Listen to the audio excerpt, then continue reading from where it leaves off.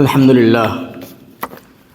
لله نحمده ونستعينه ونستغفره ونؤمن به ونتوكل عليه ونعوذ بالله من شرور أنفسنا ومن سيئات أعمالنا من يهده الله فلا مضل له ومن يضلله فلا هادي له وأشهد أن لا إله إلا الله وحده لا شريك له وأشهد أن محمدًا عبده ورسوله يا أيها الذين آمنوا اتقوا الله حق تقاته ولا تموتن إلا وأنتم مسلمون يا أيها الناس اتقوا ربكم الذي خلقكم من نفس واحدة وخلق منها زوجها وبث منهما رجالا كثيرا ونساء واتقوا الله الذي تساءلون به والأرحام إن الله كان عليكم رقيبا يا أيها الذين آمنوا اتقوا الله وقولوا قولا سديدا يصلح لكم أعمالكم ويغفر لكم ذنوبكم ومن يطع الله ورسوله فقد فاز فوزا عظيما أما بعد فإن خير الحديث كتاب الله وخير الهدي هدي محمد صلى الله عليه وسلم وشر الأمور محدثاتها وكل محدثة بدعة وكل بدعة ضلالة وكل ضلالة في النار. أعوذ بالله السميع العليم من الشيطان الرجيم. وما قدر الله حق قدره والأرض جميعا قبضته يوم القيامة والسماوات مطويات بيمينه سبحانه وتعالى عما يشركون. سبحانك لا علم لنا إلا ما علمتنا إنك أنت العليم الحكيم. اللهم علمنا ما ينفعنا وانفعنا بما علمتنا وزدنا علما. محترم حاضرین جمعہ، بزرگوں، نوجوانوں اور عزیز بچوں، میں نے آپ کے سامنے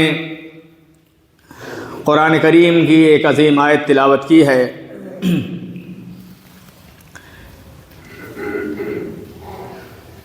اسی آیت کے حوالے سے اللہ تبارک و تعالیٰ کی عظمت کے بارے میں کچھ باتیں قرآن کریم اور حدیث کے حوالے سے پیش کرنے کی کوشش کروں گا. یہ موضوع انتہائی اہم اور عظیم موضوع ہے. اگر صحیح معنوں میں انسان اللہ تبارک و تعالیٰ کی عظمت کو پہچان لے، اگر ہم لوگ اللہ تبارک و تعالیٰ کی عظمت کو جان لیں تو ہماری زندگیاں بہت حد تک انشاءاللہ درست ہو جائیں گی، صحیح ہو جائیں گی، اسلام کی روشنی میں ہماری زندگی گزرنے لگے گی. لیکن جب تک ہمارے دلوں میں صحیح معنوں میں اللہ کی عظمت کا اعتراف نہیں ہوگا، جب تک ہم لوگ اللہ تبارک و تعالیٰ کو جو کہتے ہیں عملی طور پر اس کو برتیں گے نہیں، اس کو اپنے دلوں میں، اپنے سینوں میں بسائیں گے نہیں، جب تک اس کا اعتراف ہماری عملی زندگی میں داخل نہیں ہوگا اور ہم پوری قناعت کے ساتھ ہم جو لوگ پڑھتے ہیں ہم اس کا اعتراف نہیں کریں گے، جب تک ہماری زندگیوں میں صحیح معنوں میں انقلاب نہیں آ سکتا ہے. اور جس دن انسان اللہ کی عظمت کو جان لیتا ہے، پہچان لیتا ہے، اسی دن انسان کی زندگی میں لمحوں میں عظیم انقلاب آ جاتا ہے. اللہ کی عظمت، اللہ کی معرفت جب کسی بھی انسان کو حاصل ہو جاتی ہے تو اس کی نگاہوں میں دنیا اور دنیا کی ساری طاقتیں ہیچ اور برباد ہو جاتی ہیں. دنیا کی ساری طاقتوں کی کوئی حیثیت نہیں ہوتی، کوئی حیثیت نہیں ہوتی. نہ دنیا کے مال و زر کی کوئی حیثیت ہوتی ہے، نہ جاہ و جلال کی کسی کی حیثیت ہوتی ہے، نہ کسی کی بادشاہت کی کوئی حیثیت ہوتی ہے، نہ کسی کی طاقت کی کوئی حیثیت ہوتی ہے. انسان کمزور، جسم والا، ناتواں انسان ایمانی طاقت کے بل بوتے پر دنیا کی عظیم طاقت کو چیلنج کر دیتا ہے اور اس کی کوئی پرواہ نہیں کرتا ہے. آپ کے سامنے اس کی زندہ مثالیں موجود ہیں، آپ اسے بھی جانتے ہیں.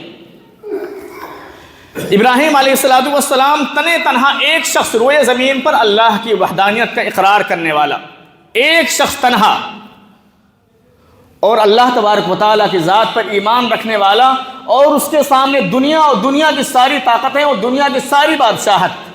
آپ جانتے ہیں دوستو کہ اس ابراہیم علیہ السلام دنیا کی عظیم طاقتیں، دنیا کی عظیم بادشاہتیں، دنیا کے عظیم لوگوں کے سامنے نہتا تنہا انسان ایک پہاڑ بن کر کے ثابت قدم رہا، پوری طاقتیں مل کر کے ابراہیم علیہ السلام کے ایمان کو لرزہ نہیں کر پائیں۔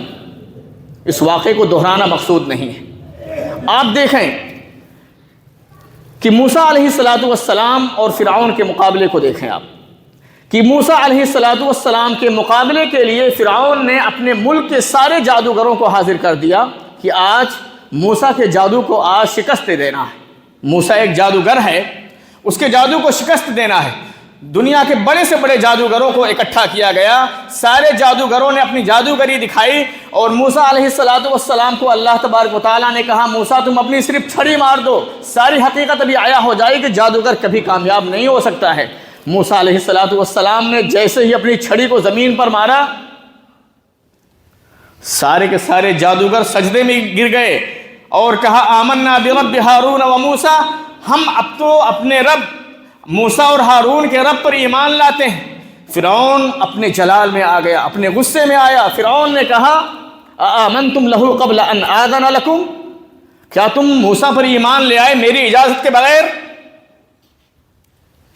لأقطعن أيديكم وأرجلكم من خلاف ولأصلبنكم في جذوع النخل، ہم تمہارے ہاتھ پیر الٹے کٹوا دیں گے اور میں تمہیں کھجور کے تنوں پر سولیاں چڑھا دوں گا، اور تم جان لو گے وَلَتَعْلَمُنَّ أَيُّنَا أَشَدُّ عَذَابًا وَأَبْقَىٰ، اور ضرور تم جان لو گے کہ سخت سے سخت سزا دینے والا کون ہے۔ جانتے ہیں ایک لمحے کے اندر ان لوگوں نے جیسے ہی انہوں نے اللہ کی عظمت کو جانا، اللہ کی عظمت کو پہچانا، فرعون کے سامنے دنیا کا سب سے بڑا ظالم و جابر بادشاہ جو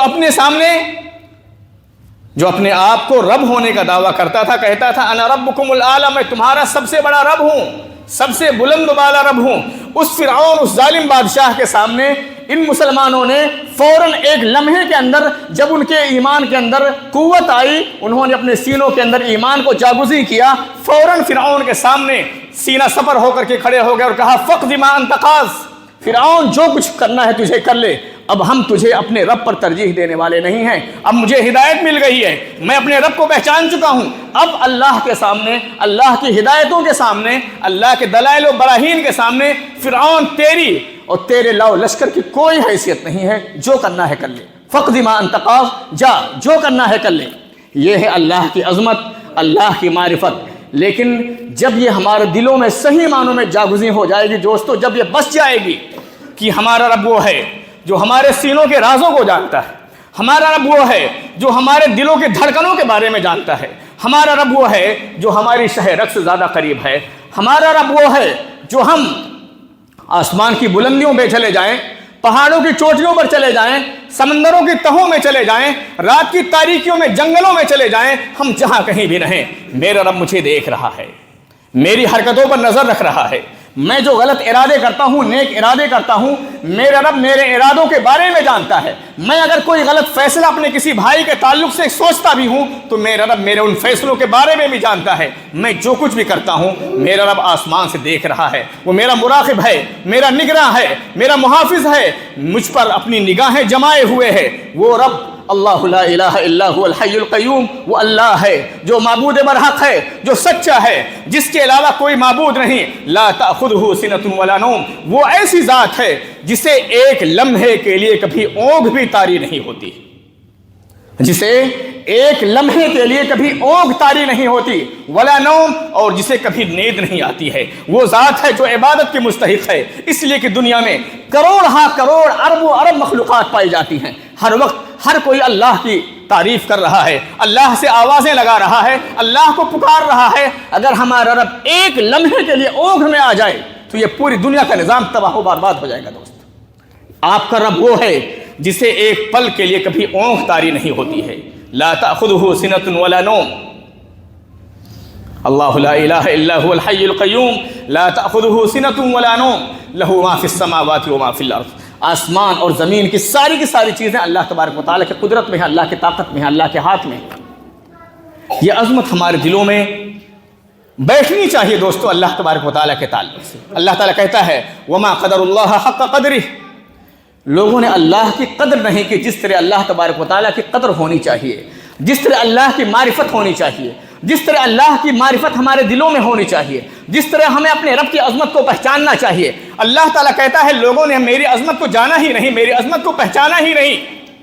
میری عظمت کا تو حال یہ ہے کہ کل قیامت کے دن ساتوں زمینیں میری ایک مٹھی میں ہوں گی۔ کل قیامت کے دن ساتوں زمینیں، یہ جو 7 زمینوں کے اطباق ہیں، 7 زمینیں جو ہے تہبتیں، جو 7 زمینیں اللہ نے بنائی ہیں، اللہ تعالیٰ کہتا ہے قرآن کریم کے اندر میری عظمت کا حال یہ ہے کہ کل قیامت کے دن یہ ساتوں کی ساتوں زمینیں میری ایک مٹھی میں ہوں گی۔ والسماوات مطویات بیمینہ، اور یہ آسمان اپنی تمام تر کشادگیوں کے باوجود، اپنی تمام تر وسعتوں کے باوجود، یہ ساتوں کے ساتوں آسمان میرے داہنے ہاتھ میں لپٹے ہوئے ہوں گے۔ ایک ہاتھ میں ساتوں آسمان۔ ابھی میں آسمان کی عظمت اور ان چیزوں کے بارے میں کچھ باتیں بتلاؤں گا انشاءاللہ۔ دماغ تو تصور کر ہی نہیں سکتا ہے، لیکن چونکہ ہم مسلمان ہیں، غیب پر ایمان رکھتے ہیں، اللہ نے جو کچھ بیان کر دیا ہے ہمیں اس پر ایمان رکھنا ضروری ہے، لیکن ہماری عقلیں اس کا کبھی بھی تصور نہیں کر پائیں گی۔ ابھی میں آپ کے سامنے انشاءاللہ العزیز کچھ باتیں رکھوں گا۔ اللہ تبارک و تعالیٰ فرماتا ہے، اللہ تبارک و تعالیٰ کی عظمت کے بارے میں ذرا تصور کریں۔ اللہ تعالیٰ کہتا ہے وَلَوْ أَنَّ مَا فِي الْأَرْضِ مِن شَجَرَةٍ أَقْلَامٍ وَالْبَحْرُ يَمُدُّهُ مِن بَعْدِهِ سَبْعَةُ أَبْحُرٍ مَا نَفِدَتْ كَلِمَاتُ اللَّهِ، کہ دنیا میں جتنے درخت پائے جاتے ہیں، جتنے درخت دنیا میں پائے جاتے ہیں، سارے درختوں کا قلم بنا دیا جائے، اور دنیا میں جتنے سمندر پائے جاتے ہیں 7 گنا سمندر بنا دیے جائے، آپ ایک سمندر کی لمبائی چوڑائی کا اندازہ نہیں لگا سکتے۔ سائنس کہتی ہے کہ ہماری زمین جو خشکی کا حصہ ہے، ایک حصہ 1/3 حصہ پانی ہی پانی ہے، 1/3 حصہ پانی ہی پانی ہے، ایک حصہ صرف خشکی کا حصہ ہے زمین جس پر دنیا بستی۔ آپ دنیا میں پائے جانے والے سمندروں کا اندازہ نہیں لگا سکتے، اس کی لمبائی چوڑائی کا اندازہ نہیں لگا سکتے ہیں دوستو۔ اور قرآن کہتا ہے کہ جتنے سمندر پائے جاتے ہیں 7 گنا سمندر بنا دیے جائیں، اور دنیا میں جتنے درخت پائے جاتے ہیں سارے درختوں کے قلم بنا دیے جائیں، اور ان 7 سمندروں کو سیاہی بنا دیا جائے، اور اللہ تبارک و تعالیٰ کی کلمات، اللہ کی صفات، اللہ کی عظمتوں کو بیان کرنے لگیں، لکھنے لگیں، 7 سمندروں کا پانی خشک ہو جائے گا، سارے قلم ٹوٹ جائیں گے، لیکن اللہ کی کلمات کا خاتمہ نہیں ہونے والا ہے۔ دوستو یہ ہے آپ کا رب، جس کے سامنے ہم سر بسجود ہوتے ہیں، جس کے سامنے ہم اپنے سر نیاز کو خم کرتے ہیں، یہ وہ ہمارا رب ہے۔ قُل لَوْ كَانَ الْبَحْرُ مِدَادًا لِكَلِمَاتِ رَبِّي لَنَفِدَ الْبَحْرُ قَبْلَ أَن تَنفَدَ كَلِمَاتُ رَبِّي وَلَوْ جِئْنَا بِمِثْلِهِ مَدَدًا۔ جتنا سمندر ہے سارے سمندر کی سیاہی بنا دیا جائے، سارے درختوں کے قلم بنا دیے جائیں، اور اللہ کی عظمت، اللہ کی کلمات کو لکھنے لگیں، تو سمندر کا پانی خشک ہو جائے گا، ختم ہو جائے گا، لیکن اللہ کی کلام کا خاتمہ نہیں ہو سکتا ہے دوست۔ یہ ہمارا رب ہے، اپنے رب کی عظمت کو جانیں۔ جس دن ہمارے دلوں میں یہ عظمت بیٹھ گئی، نافرمانی کرنے کی جرات ہمارے دلوں میں پیدا ہی نہیں ہو سکتی ہے دوست۔ جس دن یہ احساس ہمارے نوجوانوں، ہمارے مسلمانوں کے دلوں میں پیدا ہو گیا کہ میں جو کچھ سوچتا ہوں اپنے بھائیوں کے تعلق سے، میرا رب میرے ان سینوں کے رازوں کے بارے میں جانتا ہے۔ انہ علیم بذات الصدور، تمہارا رب تمہارے سینوں کے رازوں کو جانتا ہے دوستو۔ جس دن یہ خیال، یہ عظمت ہمارے دلوں میں اللہ تبارک و تعالیٰ کے تعلق سے بیٹھ جائے گی، انشاءاللہ العزیز ہم بہت حد تک نافرمانیوں سے بچ جائیں گے انشاءاللہ العزیز۔ ہماری زندگیوں میں انقلاب آ جائے گا۔ اللہ تعالیٰ کہتا ہے وَعِندَهُ مَفَاتِحُ الْغَيْبِ لَا يَعْلَمُهَا إِلَّا هُوَ، اللہ تبارک و تعالیٰ کے پاس غیب کے خزانے ہیں، غیب کا سارا علم اللہ تبارک و تعالیٰ کے پاس ہے۔ اللہ تبارک و تعالیٰ کے علاوہ غیب کو کوئی نہیں جانتا۔ اور آگے اللہ تبارک و تعالیٰ اپنی عظمت کو بیان فرماتا ہے وَمَا تَسْقُطُ مِن وَرَقَةٍ إِلَّا يَعْلَمُهَا، روئے زمین پر ایک پتا بھی اللہ کے حکم کے بغیر نہیں گرتا۔ وَلَا حَبَّةٍ فِي ظُلُمَاتِ الْأَرْضِ وَلَا رَطْبٍ وَلَا يَابِسٍ إِلَّا فِي كِتَابٍ مُبِينٍ، روئے زمین میں اگر کوئی ایک ذرہ بھی ہے، ایک دانہ بھی ہے، اللہ تبارک و تعالیٰ چاہے وہ خشکی میں ہو، چاہے تری میں ہو، چاہے آسمانوں میں ہو، چاہے زمینوں میں ہو، آسمانوں اور زمینوں، پہاڑوں، سمندروں، زمینوں کے اندر پائے جانے والے ہر ذرے کے بارے میں، ہر پودے کے بارے میں، ہر دانے کے بارے میں اللہ تبارک و تعالیٰ کہتا ہے میں علم رکھتا ہوں، میں جانکاری رکھتا ہوں، میرے حکم کے بغیر ایک پتا بھی ہل نہیں سکتا ہے۔ یہ اللہ تبارک و تعالیٰ کا علم ہے۔ اللہ تعالیٰ کہتا ہے ان اللہ قد احاط بكل شيء علما، اللہ تبارک و تعالیٰ نے دنیا کی ساری چیزوں کو اپنے علم میں رکھا ہے۔ اللہ کا علم ہر چیز کو محیط ہے دوستو۔ دنیا کا کوئی ایک پتا بھی نہیں ہے جو اللہ تبارک و تعالیٰ کی نظروں سے، اللہ کے علم سے اوجھل ہو، غافل ہو اللہ تبارک و تعالیٰ جس سے۔ یہ ہمارا رب ہے، ہم اپنے رب کی عظمت کو پہچانیں۔ اللہ تبارک و تعالیٰ کی عظمت کو اگر جاننا ہے، پہچاننا ہے، تو اللہ تبارک و تعالیٰ کی عظمت کی ایک دلیل یہ بھی ہے کہ ہم اپنے رب کی عظمت کی وجہ سے اپنے رب کو اس دنیا میں دیکھ نہیں سکتے۔ ہمارا رب اتنا عظیم ہے، اتنا عظیم ہے کہ ہماری نگاہیں اپنے رب کو برداشت ہی نہیں کر سکتی ہیں۔ دوستو، آج بہت سارے جاہل اللہ تبارک و تعالیٰ کے وجود کو چیلنج کر رہے ہیں کہ کیا اللہ تبارک و تعالیٰ موجود ہے کہ نہیں موجود ہے، کیا اللہ تبارک و تعالیٰ اس کائنات کا خالق ہے کہ نہیں ہے۔ کہتے ہیں کہ دنیا بذات خود وجود میں آ گئی ہے۔ ان احمقوں سے جب پوچھا جاتا ہے کہ ایک ادنا سی گھڑی ہے، ایک ادنا سا بٹن ہے، ایک ادنا سی سوئی اگر ہماری نگاہوں کے سامنے آتی ہے تو سب سے پہلے ہمارا دماغ جاتا ہے کہ اس سوئی کو بنایا کس نے ہے، اس پنکھے کو بنایا کس نے ہے، ایک گھڑی کو بنایا کس نے ہے۔ ایک ادنا سی چیز ہمارے کپڑوں کا جو بٹن ہے، جب ہم اسے دیکھتے ہیں تو ہمارے ذہنوں میں خیال آتا ہے ضرور کہ اس کا کوئی نہ کوئی کریٹر ہے، بنانے والا ہے۔ اور یہ ظالم کہتا ہے یہ دنیا فطری طور پر وجود میں آئی ہے، نیچر کے طور پر آئی ہے، فطرت کے طور پر یہ دنیا پوری وجود میں آ گئی۔ اللہ المستعان۔ اللہ تبارک و تعالی هو الاول والآخر والظاہر والباطن۔ اللہ تبارک و تعالی اول ہے جس سے پہلے کوئی چیز نہیں، والآخر الذی لا نہایت لہ۔ اللہ تبارک و تعالی آخر ہے جس کی کوئی انتہا نہیں ہے، والظاہر والباطن۔ اللہ تبارک و تعالی ہی ظاہر ہے، اللہ تبارک و تعالی ہی باطن ہے۔ اللہ تبارک و تعالی ہمیشہ سے ہے، ہمیشہ رہنے والا ہے۔ اس کی وجود کی نہ تو کوئی ابتدا ہے، نہ کہ کوئی انتہا ہے۔ دنیا کی ساری چیزیں فنا ہو جائیں گی، لیکن ہمارے رب کی ذات ہمیشہ باقی رہنے والی ہے۔ کل من علیہا فان ویبقى وجہ ربک ذو الجلال والاکرام۔ یہ ہمارا عقیدہ ہونا چاہیے دوستو کہ ہمارا رب ہمیشہ سے ہے اور ہمیشہ رہنے والا ہے، کبھی فنا کے گھاٹ نہیں اترنے والا ہے۔ اور ہمارا رب ایک ایسی ذات ہے جس کو ہماری نگاہیں برداشت نہیں کر سکتی ہیں۔ اللہ تبارک و تعالیٰ انسانوں کے بارے میں فرماتا ہے وَمَا أُوتِيتُم مِّنَ الْعِلْمِ إِلَّا قَلِيلًا۔ اے انسانوں، تمہیں بہت تھوڑے سے علم سے نوازا گیا ہے، اور ہم اپنے اس تھوڑے سے علم کے ذریعے سے اللہ کی معرفت کے بارے میں چیلنج کرنا چاہتے ہیں، اللہ کے وجود کے بارے میں چیلنج کرنا چاہتے ہیں، جبکہ اللہ تعالیٰ خود کہتا ہے کہ تمہیں بہت تھوڑے سے علم سے نوازا گیا ہے، اور ہم اپنے تھوڑے سے علم کے ذریعے اللہ کے علم کو چیلنج کر رہے ہیں۔ اللہ تبارک و تعالیٰ کی ذات کو ہم اس دنیا میں دیکھ نہیں سکتے ہیں دوستو۔ اللہ تعالیٰ کہتا ہے لا تدرکہ الابصار، نگاہیں اللہ تبارک و تعالیٰ کو پا نہیں سکتی ہیں، دیکھ نہیں سکتی۔ آپ جانتے ہیں کہ موسیٰ علیہ السلام نے اپنے رب سے تمنا ظاہر کی تھی کہ اے رب مجھے تو اپنا دیدار کرا دے۔ وَلَمَّا جَاءَ مُوسَىٰ لِمِيقَاتِنَا وَكَلَّمَهُ رَبُّهُ قَالَ رَبِّ أَرِنِي أَنظُرْ إِلَيْكَ۔ اے میرے رب تو مجھے اپنا دیدار کرا دے، میں تجھے دیکھنا چاہتا ہوں۔ اللہ تعالیٰ نے کہا لن ترانی ولکن انظر الی الجبل۔ اے موسیٰ تم مجھے ہرگز دیکھ نہیں سکتے، تم پہاڑ کی طرف دیکھو۔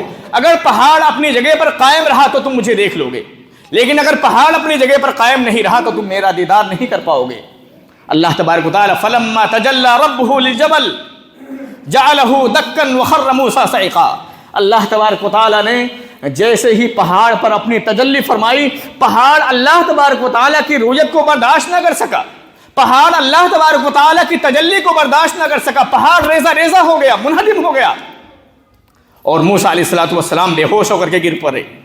فلما افاقا، اور جب ہوش آیا تو کہا سبحانک، اے اللہ تیری ذات پاک ہے، میں توبہ کرتا ہوں، میں تیری ذات پر سب سے پہلے ایمان لانے والا ہوں کہ تیرا کوئی اس دنیا میں دیدار نہیں کر سکتا ہے دوستو۔ لیکن انشاءاللہ العزیز اگر آپ صاحب ایمان ہیں، مسلمان ہیں، ایمان کی حالت میں آپ کی موت ہوتی ہے تو یہ بشارت ہے، کل قیامت کے دن آپ کو اللہ تبارک و تعالیٰ کا دیدار حاصل ہوگا انشاءاللہ العزیز۔ اللہ تعالیٰ فرماتا ہے وجوہ یومئذ ناظرہ الی ربہا ناظرہ۔ قیامت کے دن کچھ چہرے بہت ہی روشن ہوں گے، تر و تازہ ہوں گے، چمک رہے ہوں گے، دمک رہے ہوں گے، اور اپنے رب کو دیکھ رہے ہوں گے دوستو۔ اللہ تبارک و تعالیٰ کل قیامت کے دن آپ کو ایسی بینائی عطا فرمائے گا کہ آپ اپنے رب کو دیکھ سکیں گے، لیکن اس دنیا میں اللہ تبارک و تعالیٰ کا کوئی دیدار نہیں کر سکتا۔ اللہ کے رسول صلی اللہ علیہ وسلم نے فرمایا حجابہ النور لو کشفہ لاحرقت سبحات وجہہ من انتہا الیہ بصرہ من خلقہ، کہ اللہ تبارک و تعالیٰ کا جو حجاب ہے وہ نور ہے، اگر اللہ تبارک و تعالیٰ اپنے پردے کو اٹھا دے تو جہاں تک مخلوقات تک، جن مخلوقات تک ہماری نگاہ پہنچتی ہے، یہ ساری کی ساری مخلوقات اللہ کے نور کی وجہ سے جل کر کے خاکستر ہو جائیں گی، راکھ ہو جائیں گی۔ لَأَحْرَقَتْ سُبْحَاتُ وَجْهِهِ مَنْ انْتَهَى إِلَيْهِ بَصَرُهُ مِنْ خَلْقِهِ، کہ اگر اللہ تبارک و تعالیٰ اپنے پردے کو ہٹا دے، اپنے حجاب کو ہٹا دے، تو مخلوقات میں سے جہاں تک ہماری نگاہ جائے ساری کی ساری مخلوقات جل کر کے خاکستر ہو جائیں گی، راکھ ہو جائیں گی۔ دوست، اس دنیا میں ہم اپنے رب کا دیدار نہیں کر سکتے، لیکن کل قیامت کے دن انشاءاللہ العزیز جو مسلمان ہوں گے، جو مومن ہوں گے، انہیں اپنے رب کا دیدار حاصل ہوگا۔ اللہ کے رسول صلی اللہ علیہ وسلم نے فرمایا کہ اللہ تبارک و تعالیٰ فرمائے گا اتریدون ان ازیدکم، کیا تم چاہتے ہو، جنتیوں سے کہے گا کیا تم چاہتے ہو کہ تمہیں مزید اور نعمتوں سے نوازا جائے؟ جنتی تمہارے خوشی میں ویسے ہی نہال رہے گا، کہے گا اے اللہ الم تبیض وجوہنا، کہ اے اللہ کیا تو نے میرے چہروں کو، ہمارے چہروں کو روشن نہیں کر دیا؟ الم تدخلنا الجنہ، اے اللہ کیا تو نے ہمیں جنت میں داخل نہیں فرما دیا؟ وتنجینا من النار، اے اللہ کیا تو نے ہمیں جہنم سے نجات نہیں دی؟ یہ نعمت تو ہمارے لیے بہت کافی ہے۔ پھر اللہ تبارک و تعالیٰ اپنا پردہ ہٹائے گا اور یہ لوگ اپنے رب کا دیدار کریں گے۔ اللہ کے رسول صلی اللہ علیہ وسلم نے فرمایا کہ جنتیوں کے لیے اس سے بڑی نعمت کوئی نعمت نہیں ہوگی، سب سے عظیم اور محبوب نعمت جنتیوں کے لیے اپنے رب کا دیدار ہوگا۔ اللہ تبارک و تعالیٰ ہم آپ سب کو اللہ تبارک و تعالیٰ اپنی دیدار سے جو ہے بہرہ ور فرمائے۔ دوستو، آپ اللہ تبارک و تعالیٰ کی کرسی کے بارے میں آیت الکرسی کے اندر پڑھتے ہیں۔ آیت الکرسی قرآن کریم کی سب سے عظیم آیت ہے، سب سے عظیم آیت قرآن کریم کی آیت الکرسی۔ اللہ کے رسول صلی اللہ علیہ وسلم نے صحابہ کرام سے پوچھا ایو آیت فی کتاب اللہ معک اعظم، کہ قرآن کریم کی کون سی آیت سب سے عظیم ہے؟ صحابہ جواب نہ دے سکے تو آپ نے بعد میں جواباً فرمایا کہ وہ آیت الکرسی ہے، اللہ لا الہ الا هو الحی القیوم۔ آپ اس کے اندر پڑھتے ہیں وسع کرسیہ السماوات والارض، اللہ کی عظمت کا اندازہ لگائیں، اللہ کی عظمت کے بارے میں سوچیں۔ اللہ تعالیٰ کہتا ہے کہ ہماری کرسی اتنی بڑی ہے کہ کرسی آسمانوں اور زمینوں سے بھی بہت زیادہ بڑی ہے۔ آسمان اور زمین اللہ تبارک و تعالیٰ کی کرسی کے سامنے کوئی حیثیت نہیں رکھتے ہیں۔ میں حدیث بیان کرتا ہوں کہ کرسی کے سامنے آسمانوں اور زمینوں کی حیثیت کیا ہے۔ اس سے پہلے آپ آسمان کی عظمت کے بارے میں تھوڑا سا جان لیں کہ آسمان کتنا عظیم ہے اور زمینیں کتنی لمبی چوڑی ہے۔ آپ تھوڑا سا تصور کریں، خیال کریں کہ آپ کی یہ دنیا کتنی لمبی چوڑی ہے۔ آپ جو خشکی کا جو ہمارا حصہ ہے دنیا کا، ہم اس کی لمبائی اور چوڑائی کا خیالی طور پر تصور نہیں کر پاتے ہیں کہ ہماری یہ دنیا کتنی لمبی چوڑی ہے۔ ہم اپنے ملک ہندوستان کی لمبائی چوڑائی کے بارے میں سوچنے لگتے ہیں تو ہمارا دماغ کام نہیں کرتا ہے۔ آپ پوری دنیا کی لمبائی چوڑائی کے بارے میں سوچیں، پھر دنیا کی لمبائی چوڑائی کے بعد آپ سمندروں کی لمبائی چوڑائی کے بارے میں سوچیں۔ یہ تو ایک زمین ہے، ایک زمین کے بعد ایسے ہی 7 زمینوں کے بارے میں سوچیں آپ کہ اگر 7 زمینیں ہوں گی تو کتنی لمبی چوڑی ہوں گی۔ پھر آسمانوں کے بارے میں سوچیں آپ، ایک آسمان سے دوسرے آسمان کی دوری کا اندازہ لگائیں آپ، کیا کوئی انسان خیالی طور پر تصور بھی کر سکتا ہے؟ لاکھوں سال لگیں گے ہمیں ایک آسمان تک پہنچنے کے لیے۔ اور کہا جاتا ہے، سائنس والے کہتے ہیں، سائنس کی بات ہے، سائنس کہتی ہے کہ یہ سورج جو ہے یہ آسمان کا بہت ہی چھوٹا سا ستارہ ہے، کوئی بہت بڑا سیارہ نہیں ہے، اس کے باوجود یہ سورج ہماری زمین سے 13 لاکھ گنا زیادہ بڑا ہے۔ سورج کے بارے میں سائنس کہتی ہے کہ سورج ہماری زمین سے 13 لاکھ گنا زیادہ بڑا ہے، اور یہ سورج آسمان کا کوئی بہت بڑا ستارہ نہیں ہے۔ سائنس کہتی ہے کہ سورج کے بالمقابل کروڑوں اربوں ستارے ایسے پائے جاتے ہیں جو سورج سے کئی گنا زیادہ بڑے ہیں۔ اور سائنس کہتی ہے کہ آسمان میں بہت ساری گلیکسیز پائی جاتی ہیں، جس کو عربی میں مجرہ کہا جاتا ہے اور انگریزی میں گلیکسی کہتے ہیں۔ ایک گلیکسی کے اندر سورج کی طرح سے اربوں ستارے پائے جاتے ہیں، ایک گلیکسی کے اندر سورج کی طرح سے کروڑوں اربوں ستارے پائے جاتے ہیں۔ آپ اندازہ لگائیں کہ ہم اگر زمین کی لمبائی چوڑائی کا اندازہ نہیں لگا سکتے تو جو سورج ہماری زمین سے 13 لاکھ گنا زیادہ بڑا ہے اس کی لمبائی چوڑائی کا اندازہ کیا لگائیں گے؟ اور اگر سورج دوسرے ستاروں کے بالمقابلے میں ذرے کی حیثیت رکھتا ہے تو ایک آسمان کی لمبائی چوڑائی کا اندازہ لگائیں، آپ خیال کریں، تصور کریں، اور پھر اللہ تبارک و تعالیٰ کے اس فرمان کو سنیں، اللہ کے رسول کے حدیث کو سنیں۔ آپ نے فرمایا مَسْسَمَاوَاتُ السَّبْعُ فِي الْكُرْسِيِّ إِلَّا كَحَلْقَةٍ مُلْقَاةٍ فِي أَرْضٍ فَلَاتٍ، کہ اللہ تبارک و تعالیٰ کی کرسی کے سامنے 7 آسمانوں کی حیثیت کیا ہے؟ ساتوں آسمانوں کی حیثیت اللہ تبارک و تعالیٰ کی کرسی کے سامنے جیسے کہ کوئی بہت بڑا صحرا ہو، ڈیزرٹ ایریا ہو، وہاں پر کوئی انگوٹھی کا کوئی حلقہ ڈال دیا جائے تو اس صحرائی علاقے میں ایک انگوٹھی کے حلقے کی کیا حیثیت ہوگی؟ کوئی حیثیت ہوگی؟ آپ صلی اللہ علیہ وسلم نے فرمایا کہ کرسی کے بالمقابل ساتوں آسمانوں کی حیثیت ایک انگوٹھی کے مانند ہے، بس ایک چھوٹے سے حلقے کے مانند ہے۔ اور کرسی ہے کیا جانتے ہیں آپ؟ کرسی ابن عباس رضی اللہ تعالیٰ عنہ فرماتے ہیں کہ کرسی اللہ تبارک و تعالیٰ کے قدم رکھنے کی جگہ ہے۔ صرف کرسی اللہ تبارک و تعالیٰ کے قدم رکھنے کی جگہ ہے، جس کی لمبائی چوڑائی یہ ہے کہ ساتوں آسمان اللہ تبارک و تعالیٰ کی کرسی کے سامنے ایک چھوٹے سے انگوٹھی کی حیثیت، حلقے کی حیثیت رکھتی ہے۔ اگر یہ کرسی کی عظمت ہے دوستو تو عرش کا کیا حال ہوگا؟ عرش کے بارے میں اللہ کے رسول صلی اللہ علیہ وسلم فرماتے ہیں کہ عرش اللہ تبارک و تعالیٰ کی سب سے عظیم مخلوق ہے، سب سے عظیم مخلوق۔ عرش اللہ تبارک و تعالیٰ کی وہ مخلوق ہے جس کو اللہ تبارک و تعالیٰ نے اپنے ہاتھ سے بنایا ہے۔ 4 چیزوں کو اللہ نے اپنے ہاتھ سے بنایا ہے۔ اللہ تبارک و تعالیٰ نے عرش کو اپنے ہاتھ سے بنایا ہے، آدم کو اپنے ہاتھ سے بنایا ہے، قلم کو اپنے ہاتھ سے اللہ نے پیدا کیا۔ تو عرش کی عظمت کا کیا حال ہوگا؟ کیا کوئی خیالی تصور بھی قائم کر سکتے ہیں دوست؟ ہرگز نہیں۔